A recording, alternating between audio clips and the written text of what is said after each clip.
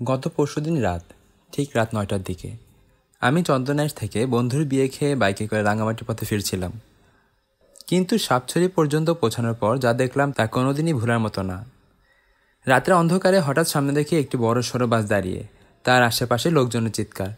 কাছে গিয়ে দেখি চট্টগ্রামের মইজারটেক থেকে আসা শ্যামলী পরিবহনের একটা বাস ভয়াবহ অবস্থায় দাঁড়িয়ে আছে।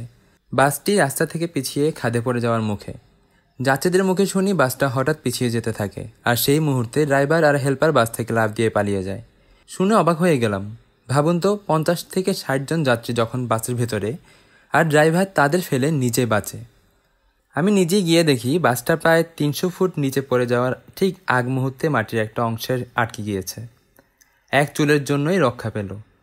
কয়েক সেকেন্ডের ব্যবধানেই আজ হয়তো এরা কেউই থাকতো না। আমি বাইক থামিয়ে দাঁড়িয়ে থাকলাম কিছুক্ষণ, যাত্রীদের চেহারায় ভয়, চোখে পানি। তখনই মনে হলো এই মুহূর্তটা শুধু একটা দুর্ঘটনা নয়, এটা একটা প্রশ্ন। একজন চালক কতটা দায়িত্বহীন হলে এমন কাজ করতে পারে?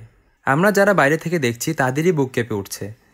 ভিতরে যাত্রীদের অবস্থাটা কী ছিল তা কল্পনাও করা যায় না। প্রশাসনের কাছে অনুরোধ, এমন ঘটনা যেন কঠোর তদন্ত হয়, আর পরিবহন কর্তৃপক্ষ যেন এমন চালককে আর রাস্তায় না তোলে। এই 50 থেকে 60 জন বেঁচে গেছেন, কিন্তু এরকম ভাগ্য কি সবসময় কাজ করবে?